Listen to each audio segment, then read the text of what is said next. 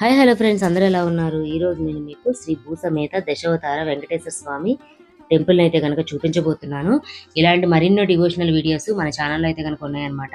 So ఈ వీడియోని చూసిన తర్వాత ఆ డివోషనల్ వీడియోస్ కూడా ఒకసారి వీక్షించండి. ఇన్ కేస్ మీకు కనుక ఆ వీడియోస్ కనుక నచ్చితే కనుక మన ఛానల్ని సపోర్ట్ చేయండి.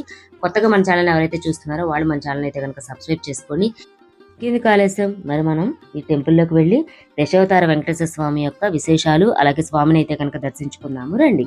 దశావతార వెంకటేశ్వర స్వామి ఆలయము విజయవాడ గుంటూరు జాతీయ రహదారికి ఆనుకొని ఆచార్య నాగార్జున యూనివర్సిటీకి ఎదురుగా అయితే గనక సుందరంగా రమణీయంగా సువిశాల మైదానంలో అయితే గనక నిర్మించబడింది. ఈ ఆలయంలో శ్రీ దశావతార వెంకటేశ్వర స్వామి కలియుగ ప్రత్యక్ష దైవం శ్రీనివాసుడిలోని దశావతారాలను వీక్షించే మంగళ స్వరూపంగా అయితే గనక ఇక్కడ కొలువై ఉన్నారనమాట.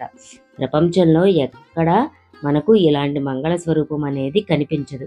అందుకే శ్రీ భూసమేత దశావతార వెంకటేశ్వర స్వామి ఆలయం ఇంత ప్రసిద్ధి చెందింది. ఈ ఆలయంలో మహాలక్ష్మి, మహాగణపతి, గరుడాళ్వార్ అలాగే విశ్వసేన విగ్రహాలను కూడా మనం ఇక్కడ చూడవచ్చు.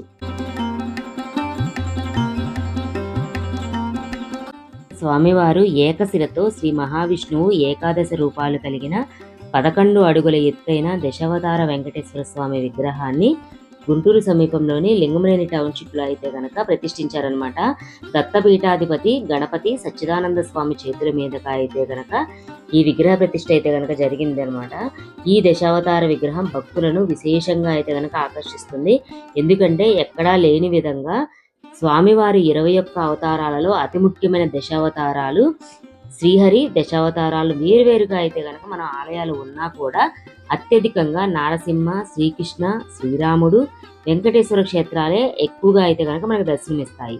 కూర్మావతారానికి సంబంధించి ప్రపంచంలో కూడా కూర్మనాథ ఆలయం ఒక్కటే ఉంది. కానీ దశావతార దేవాలయాల సంఖ్య అనేది చాలా తక్కువ అని చెప్పాలి. మత్స్యావతారం, కూర్మావతారం, వరాహావతారం, నృసింహావతారం, వామనావతారం, పరశురామావతారం, రామావతారం, కృష్ణావతారం, శ్రీ వెంకటేశ్వర అవతారం అలాగే కల్కి అవతారాలు, ఈ దశావతారాలను ఒకే విగ్రహంలో ఉండేలా శ్రీ వెంకటేశ్వరుని రూపంలో అయితే కనుక ఇక్కడ మలిచారు. ప్రపంచంలో మరెక్కడ ఈ దివ్యమంగళ స్వరూపం మనకి కనిపించదు. అందుకే ఈ దశావతార వెంకటేశ్వర స్వామి ఆలయం ఎంత విశిష్టతనైతే గనక సంతరించుకుంది.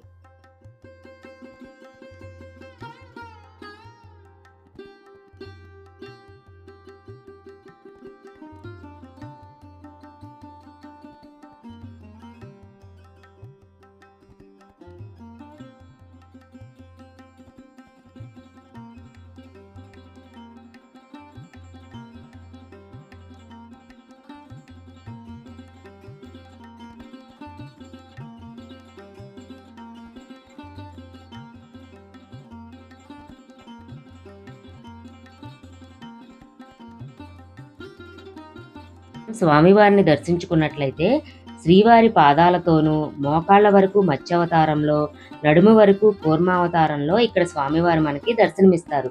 శ్రీనివాసుడు నరసింహ, వరాహ అవతారాలతో త్రిముఖం కలిగి విగ్రహం 8 చేతులతో, వామనావతారానికి సూచికగా ఒక చేత్తో గొడుగు, రామావతారానికి సూచికగా ఒక చేత్తో బాణం, విల్లుములు, పరశురామావతారానికి సూచికగా గంటగొడ్డలి, కృష్ణావతారానికి సూచికగా నెమలిపించం, కలికావతారానికి సూచికగా ఖడ్గం, విష్ణుమూర్తి చేతిలో ఉండే శంకు చక్రాలు, మరో 2 చూతులను అయితే కనుక ఇక్కడ స్వామివారిని మనం అయితే కనుక చూడవచ్చు అనమాట.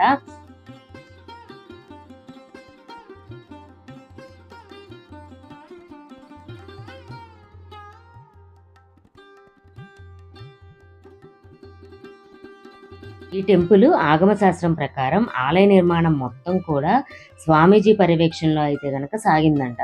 స్వామివారి రూపాన్ని చిత్రలేఖనం ద్వారా శిల్పి రమణ అనేవారు గీయగా కర్నూలు జిల్లా ఆళ్లగడ్డకు చెందిన శిల్పి వి సుబ్రహ్మణ్య ఆచార్యులు రాతితోనే ఈ ఆలయాన్ని నిర్మించారట. శ్రీ భూదేవి సమేత దశావతార వెంకటేశ్వర స్వామి, లక్ష్మీదేవి, గణపతి, విశ్వసేనులు, గరుడాళ్వార్, హయగ్రీవాచార్యులు విగ్రహాలను కోయంబత్తూరులోని సమీపంలోని తిరుమురుగన్ పూండికి చెందిన స్థపతి కనకరత్నం అద్భుతంగా అయితే గనక మలిచారట.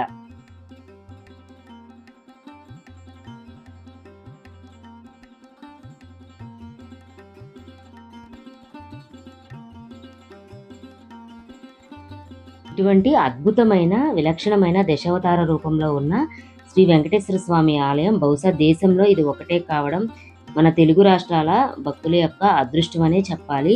స్వామివారిని చూస్తున్నంతసేపు కూడా మనకి చాలా ప్రశాంతంగా అయితే కనుక ఉంటుందన్నమాట.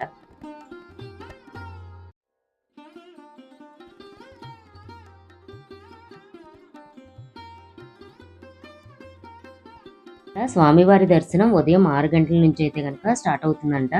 స్వామివారికి విశేషంగా నిత్య కళ్యాణం, అర్చన, అభిషేకం అలాగే విశేష సేవలను అయితే కనుక నిర్వహిస్తారు.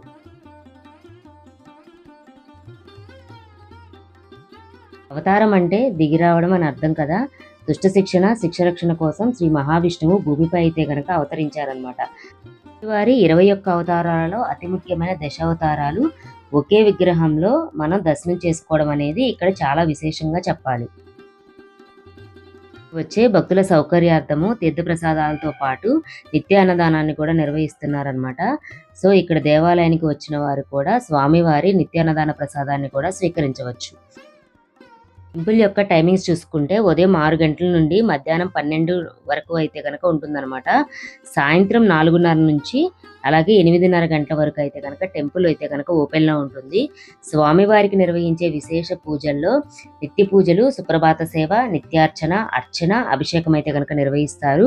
వారాంతపు సేవల్లో ప్రతి శనివారం స్వామివారికి విశేష పూజలు అలాగే కళ్యాణోత్సవాలు కూడా జరుగుతాయన్నమాట.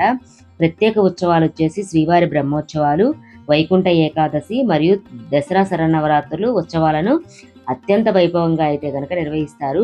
ఈ సమయాల్లో స్వామివారిని వివిధ అలంకారాల్లో అయితే కనుక మనం దర్శనం చేసుకోవచ్చు. మీరు కూడా ఈ దేవాలయాన్ని దర్శించి స్వామివారి కృపకైతే కనుక పాత్రలు అవుతారని అయితే కనుక భావిస్తున్నాను. ఇదండి ఈరోజు మన వీడియో మీకు నచ్చినట్టయితే కనుక మన వీడియోని లైక్ చేయండి. ఈ టెంపుల్ని చూడడం వల్ల మీకు ఏమనిపించింది అనేది కామెంట్ సెక్షన్లో కామెంట్ చేయండి. మన ఛానల్ని ఎవరైతే కొత్తగా చూస్తున్నారో వాళ్ళు మన ఛానల్ని అయితే కనుక ఖచ్చితంగా సబ్స్క్రైబ్ చేసుకోండి. మరిన్ని వీడియోస్ కోసం keep watching smart Priya with ma'am.